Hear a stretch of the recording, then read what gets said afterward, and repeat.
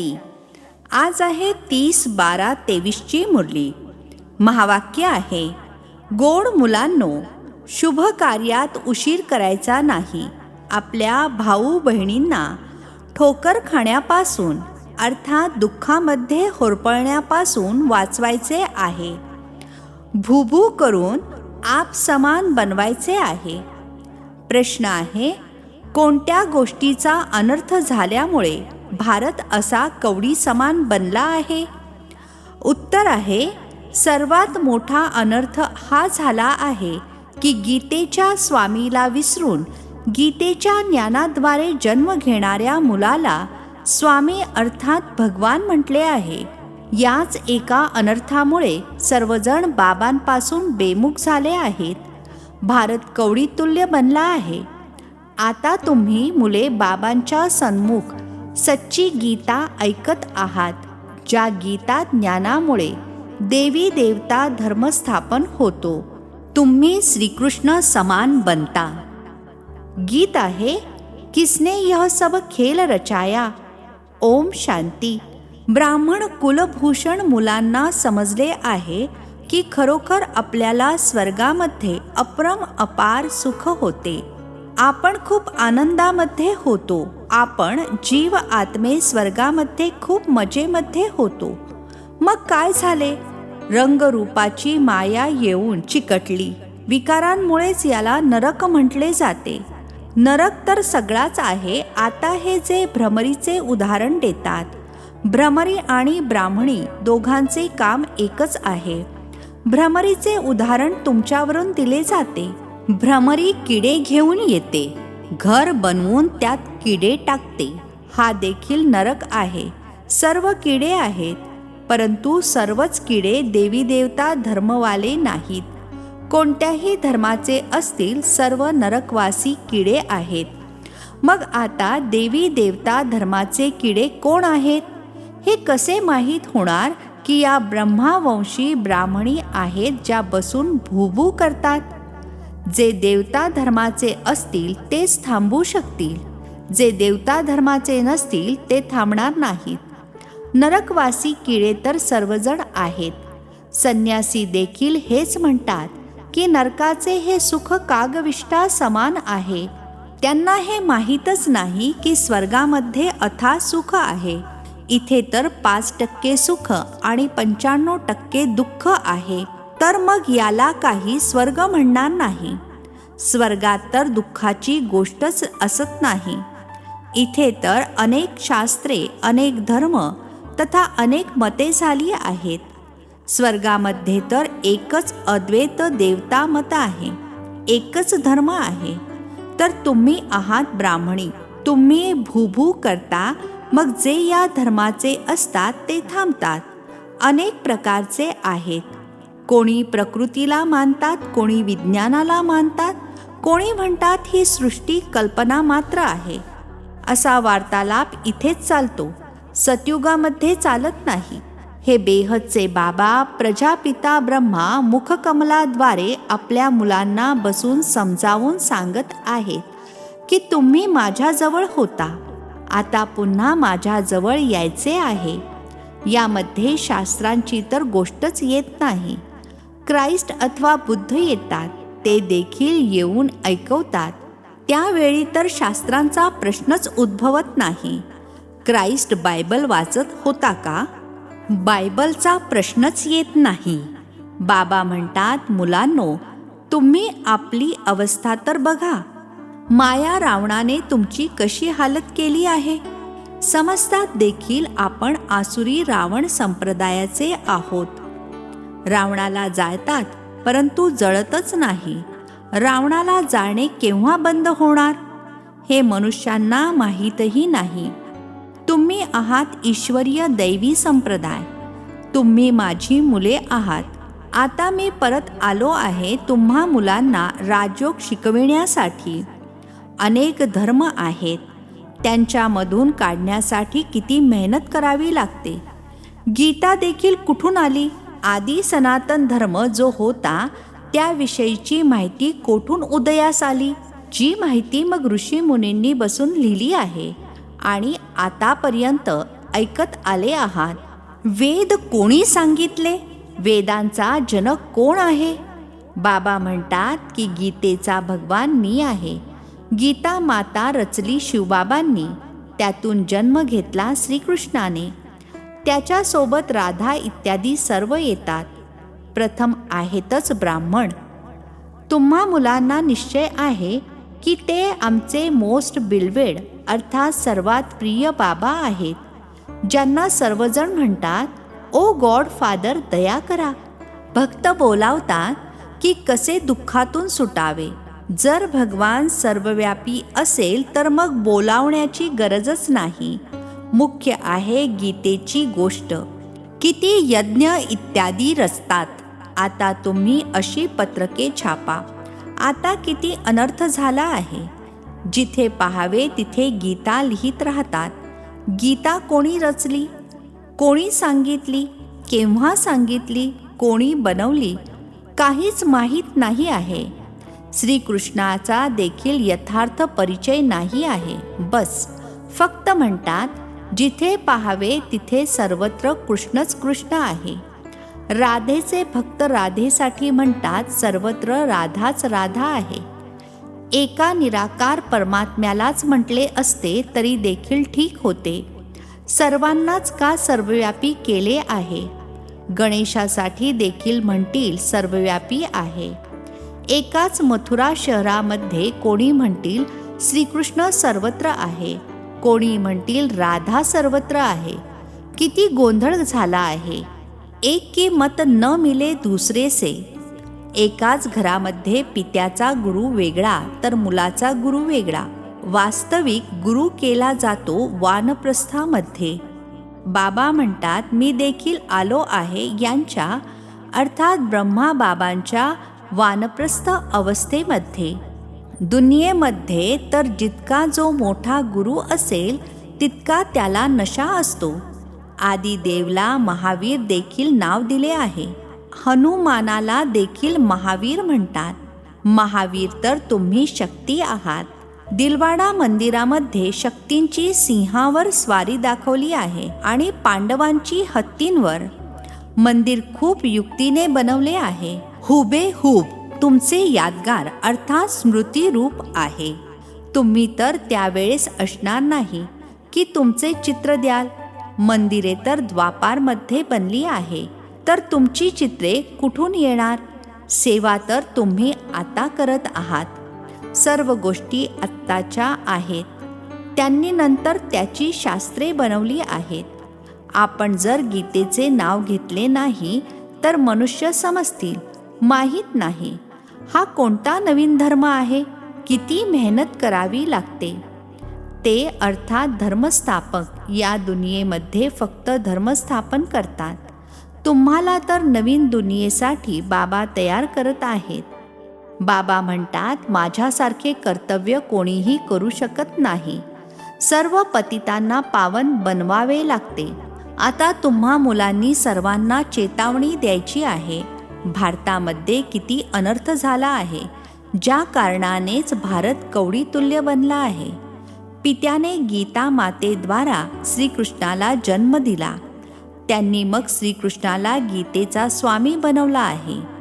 गीतेचा स्वामी तर शिव आहेत. त्यांनी गीतेपासून श्रीकृष्णाला जन्म दिला. तुम्ही सर्व संजय आहात. ऐकविणारे एक शिवबाबा आहेत. प्राचीन देवी देवता धर्माला रचणारा कोण आहे?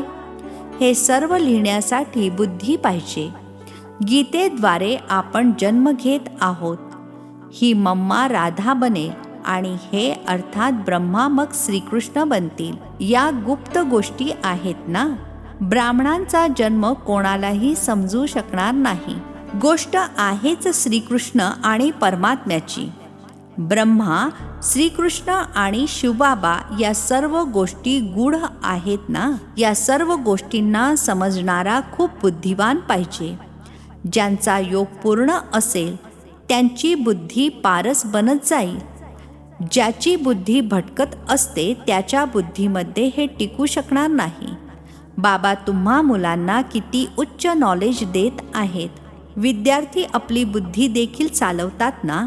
तर आता बसून लिहा. शुभ कार्याला विलंब करता कामा नये. आपण सागराच्या मुलांनी आपल्या बंधू भगिनींना वाचविले पाहिजे.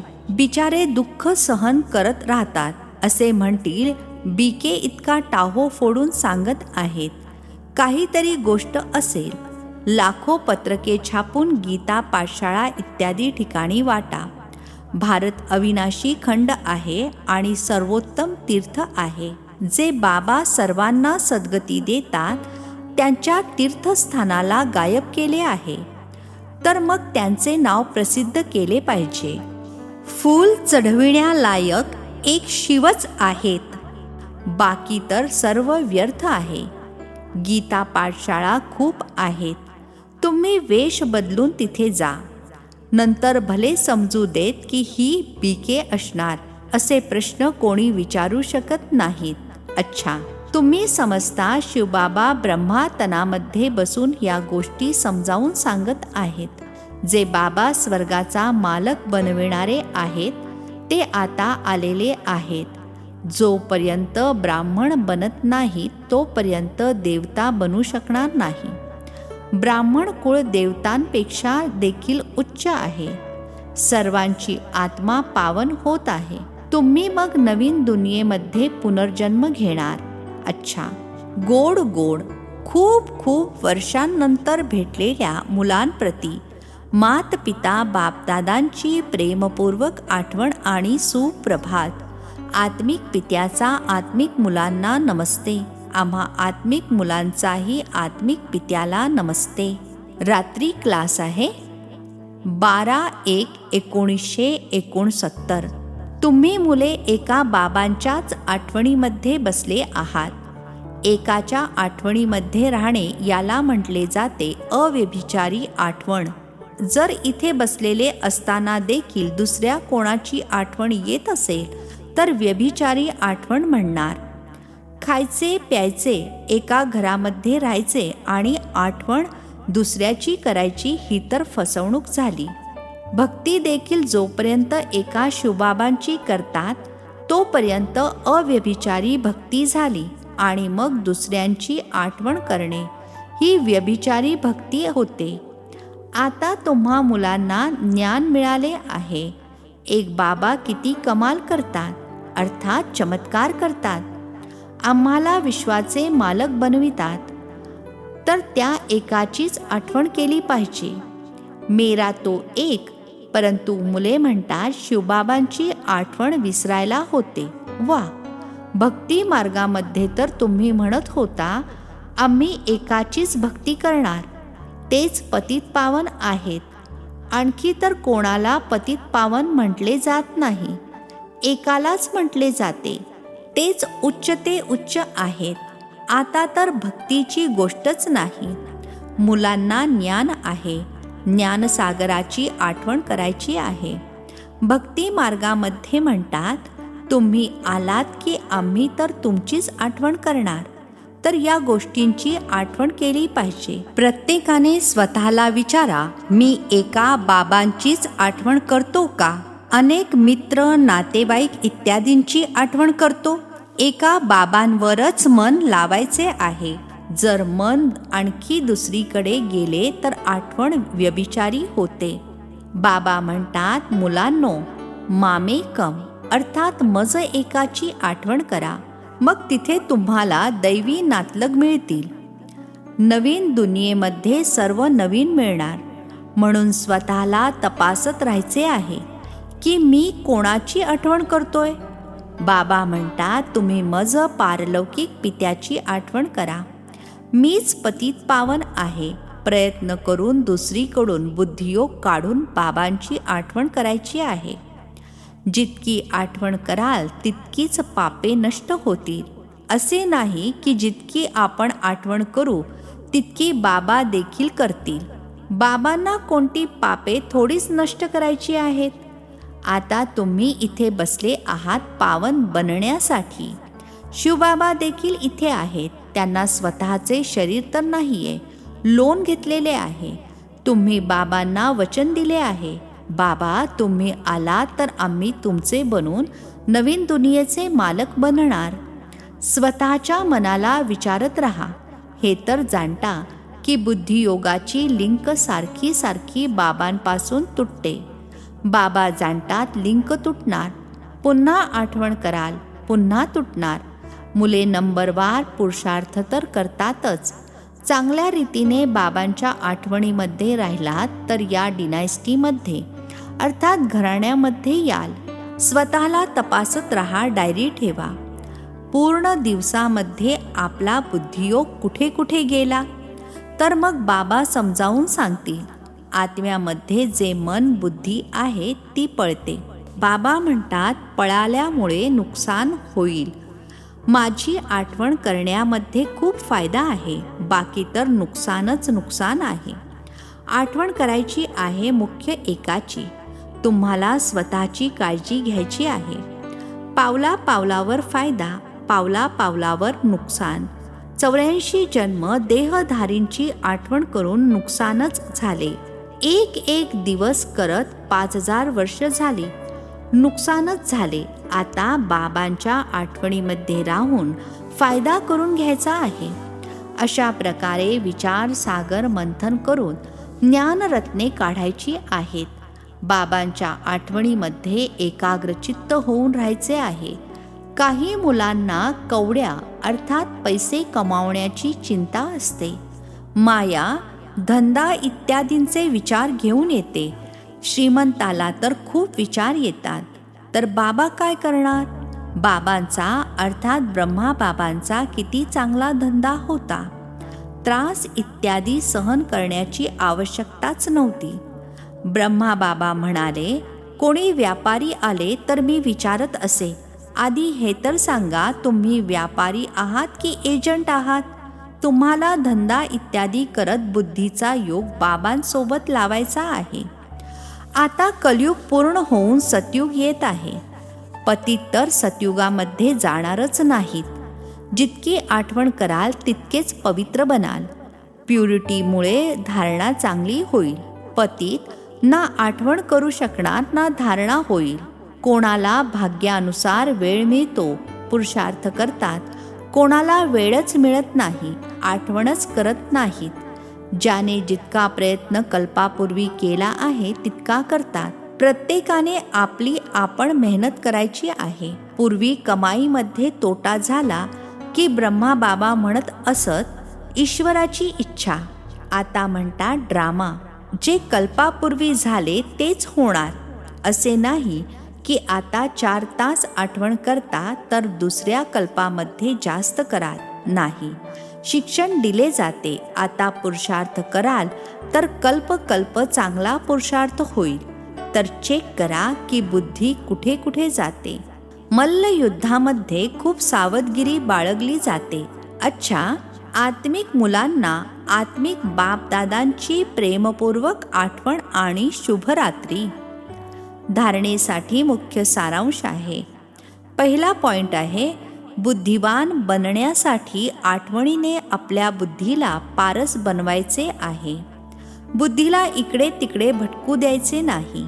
बाबा जे ऐकवतात त्याच्यावरच विचार करायचा आहे. दुसरा पॉइंट आहे, भ्रमरी बनून भूभू करून नरकवासी बनलेल्या किड्यांना देवी देवता बनविण्याची सेवा करायची आहे. शुभ कार्याला विलंब करता कामा नये. आपल्या भाऊ बहिणींना वाचवायचे आहे. आजचे वरदान आहे, समानतेची भावना असताना देखील प्रत्येक पावलामध्ये विशेषतेचा अनुभव करविणारे विशेष आत्मा भव. समानतेची भावना असताना देखील प्रत्येक पावलामध्ये विशेषतेचा अनुभव करविणारे विशेष आत्मा भव. स्पष्टीकरण आहे, प्रत्येक मुलामध्ये आपल्या आपल्या विशेषता आहेत. विशेष आत्म्यांचे कर्म साधारण आत्म्यांपेक्षा वेगळे आहे. प्रत्येकामध्ये भावना तर समानतेची ठेवायची आहे, परंतु असे दिसले पाहिजे की हे विशेष आत्मे आहेत. विशेष आत्मे अर्थात विशेष करणारे, फक्त बोलणारे नाहीत. त्यांच्याकडून सर्वांना फिलिंग येईल की हे स्नेहाचे भंडार आहेत. प्रत्येक पावलामध्ये, प्रत्येक दृष्टीमध्ये स्नेहाचा अनुभव व्हावा, हीच तर विशेषता आहे. स्लोगन आहे, सृष्टीच्या विनाशा अगोदर आपल्या उणीवा आणि कमजोरींचा विनाश करा. सृष्टीच्या विनाशा अगोदर आपल्या उणीवा आणि कमजोरींचा विनाश करा. अच्छा, ओम शांती. नवनवीन मराठी व्हिडिओज प्राप्त करण्यासाठी सबस्क्राईब करा मराठी गॉडलीवूड चॅनलला.